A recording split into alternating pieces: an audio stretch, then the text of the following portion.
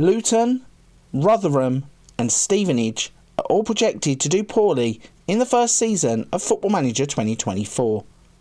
Luton are projected to finish in 19th, Rotherham are predicted to finish in 24th, and Stevenage are projected to finish in 17th. In this video, I'm going to look at a plug and play tactic and test it out with all three teams as we look to see if the tactic can help them all beat the drop.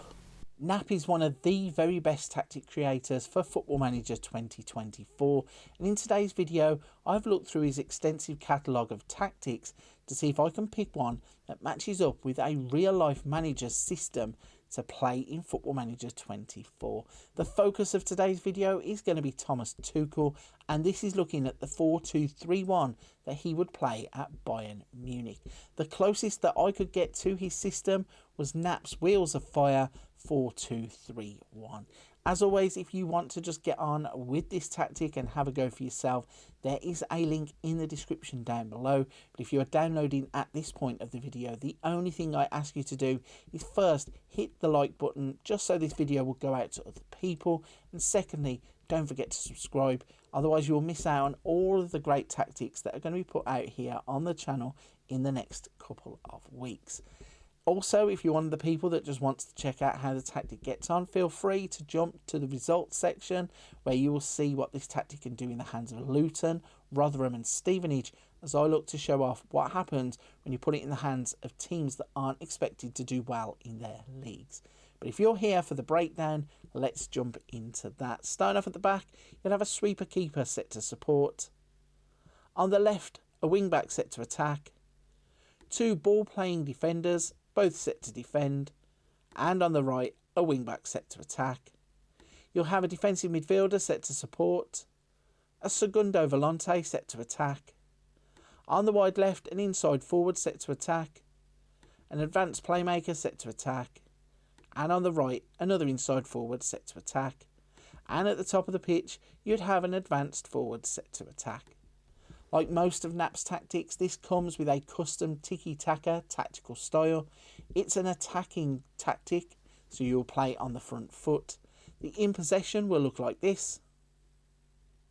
The in transition will look like this. And the out of possession will look like this. So that's the tactic and the tactical breakdown of the tactic. Let's see what happens as we jump forwards into the results section and look at how Luton, Rotherham and Stevenage get on with Tuchel's 4-2-3-1. Let's kick off the results roundup by looking at Luton, and you can see straight away in the Premier League they would finish in 10th place, gaining 53 points from 38 games. Let's have a look at the cup competitions and see how they got on there first, and we'll go back to the Premier League. So in the FA Cup, they would impressively get all the way to the semi-final, however they would get knocked out by Chelsea. And in the Carabao Cup, they would get through to the quarter-finals, where they'd get knocked out by Fulham. Looking at the Premier League then in a bit more detail, from their 38 games, they would win 16, draw 5, lose 17 times, have a -6 goal difference, and finish on 53 points. That is just 6 points behind Wolves, who would finish in 7th place, and they would qualify for the Conference League. In terms of the player stats, you just have Jacob Brown finishing 3rd place in the Golden Boot race with 16 goals. Looking at the squad and some of the numbers attached to them, so Jacob Brown would score 22 goals and get 3 assists from 45 appearances. Ogbeni would get 11 goals and 5 assists. Chong, 9 goals and 8 assists. Barkley, 9 goals and 7 assists. Looking at some of the data hub numbers in terms of the team defending, goals conceded per game 1.74, XG against per game 1.64, and clean sheets would be 12. If we go into the attacking numbers, you would have goals per game 1.58, non-penalty XG 1.67, shots per game 11.76, pass completion 86.48. So, a 10th place finish for Luton is not a bad way to start the test. They would get 53 points from 38 games.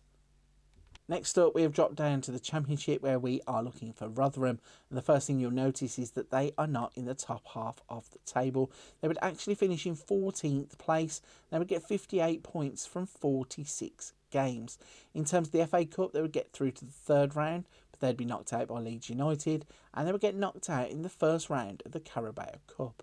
Look at the Championship, just to give it a bit more context, we can see from 46 games, they would only win 16, they would draw 10 times, they would lose 20 times, have a 4-goal difference, and they would get 58 points. Just to put that into context, that is nearly 20 points behind Ipswich, who would finish in 6th place. Jordan Hugill would finish joint top goal scorer in the league with 27 goals. Go to the squad and have a look at some numbers there then. Jordan Hugill will get 27 goals from 46 appearances and 2 assists. Rathbone, 12 goals and 6 assists. You'd have Andre Green with 9 goals and 13 assists. And Cohen Bramall would get 12 assists and 2 goals. Looking at the data hub, we can start off with the team defending. Goals conceded per game, 1.98. XG against per game was 1.53. And they would only keep 5 clean sheets from 46 games. Looking at the attacking numbers, goals per game 2.07, non-penalty XG 1.88, shots per game 13, and pass completion of 85.76. So not the best of runs for Rotherham. Did not expect them to be finishing as low as 14th, and disappointed that they only got 58 points. Finally, we would drop down to League One to look at Stevenage, and even though you can't see it on the screen, Stevenage would finish in 3rd place in the Sky Bet League One. In the FA Cup, they would get knocked out in the first round by Wigan. In the Carabao Cup, they would get knocked out in the second round by Cardiff. And in the Football League Trophy, they would be knocked out in the quarter-finals by Shrewsbury Town. Looking then at League One in a bit more detail, you can see that from 46 games, Stevenage would win 26. They would draw 9. They would have 11 losses, have a 39 goal difference and finish on 87 points. That would put them 10 points behind Peterborough, who would win the league, and it would put them 8 points behind Blackpool, who would finish in 2nd. That means that they would go into the playoffs, where, as you can see, in the semi-finals, they would be drawn against Portsmouth and they would go out 5-2 on aggregate. In terms of a few players' stats, you've got Jamie Reid finishing joint top goal scorer with 24 goals in League One. Dan Butler would lead the way in yellow cards with 14. Looking at a few more squad numbers then, you can see Jamie Reid would get 29 goals from 45 appearances. Jordan Roberts would get 17 goals and 7 assists. You'd have Harry Anderson with 7 goals and 13 assists. And Louis Thompson would get 7 goals and 11 assists. Looking at some data hub numbers, firstly with the defending. Conceded per game, 1.42. XG against per game was 1.31. They'd keep 13 clean sheets. Looking at the team attacking, goals per game is 2.17, non-penalty XG is 2.10, shots per game 14.02, and a pass completion ratio of 86%. So all in all, a good season for Stevenage. Even though they couldn't get promotion via the playoffs, they still finished in 3rd place. You had Rotherham with a so-so season, and Luton Town achieving their biggest accomplishment by staying in the Premier League, and they would get in just inside the top half of the table by finishing in 10th place. Let me know in the comment section down below, is the Tuchel 4-2-3-1 a system that you would try in Football Manager 2024?